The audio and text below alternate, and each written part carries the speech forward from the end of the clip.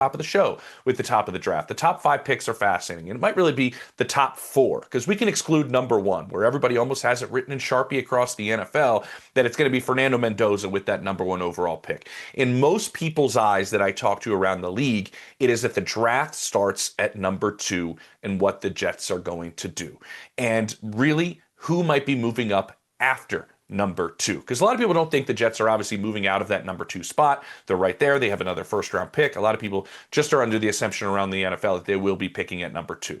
Where the draft starts at 2 is most people have this circled as between 2 edge rushers, Arvell Reese or David Bailey out of Texas Tech. Now, the more people I talk to, the more consensus the teams are going. Our guess is that the Jets are going to take David Bailey. Now, why are teams starting to put those pieces together? It's really for this. They have 3 picks, the Jets, in the 2027 draft. They know their quarterback of the future is in 2027.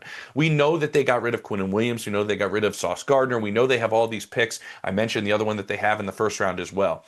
It just starts to be a thought around the league that David Bailey is probably the safer play. And when I say safer play, it's that you know he's going to come in and produce as an edge rusher right away, and he's going to get after the quarterback. You know exactly what you're getting. He's been unbelievably productive at Texas Tech. He's been really, really good in his college career. He checks almost all the boxes. You know exactly what you're going to get. Now, is his ceiling as high as Arvell Reese, the absolute freak of nature out of Ohio State who plays off-ball linebacker, who plays as an edge rusher? A lot of people think he can be that Micah Parsons type. Well, there's a lot of hope involved in that with some teams' perspectives. There's a lot of planning and vision you need for Arvell Reese that goes into that as well. And so when people make this assumption, and all these teams fill out mock drafts, they all try to figure out with as many scenarios as they can go through before their pick comes, what might happen ahead of them.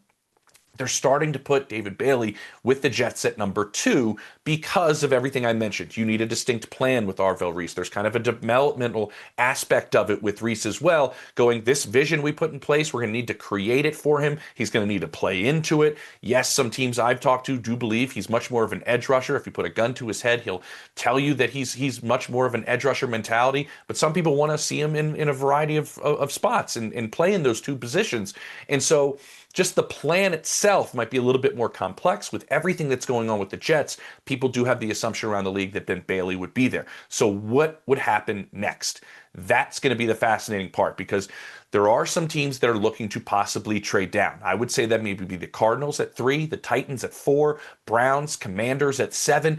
These are all teams that could potentially be looking to move down. Will anybody want to move up? Now, we've talked about this a number of times on here. Yes, teams want to move down. I mentioned all those teams that would love to have more draft capital and potentially slide back. You need somebody to move up. I think Arvell Reese is one of those players that a team would potentially move up for because there are very few players in this draft that have a ceiling that's just through the roof. It's a draft that is lacking blue chip talent.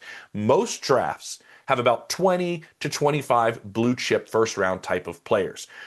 There's not 32. There's not 32 every year. There's some guys that have second round grades, certainly, that are picked in the first round. This draft, there's like 12 to 14 in a lot of teams' minds.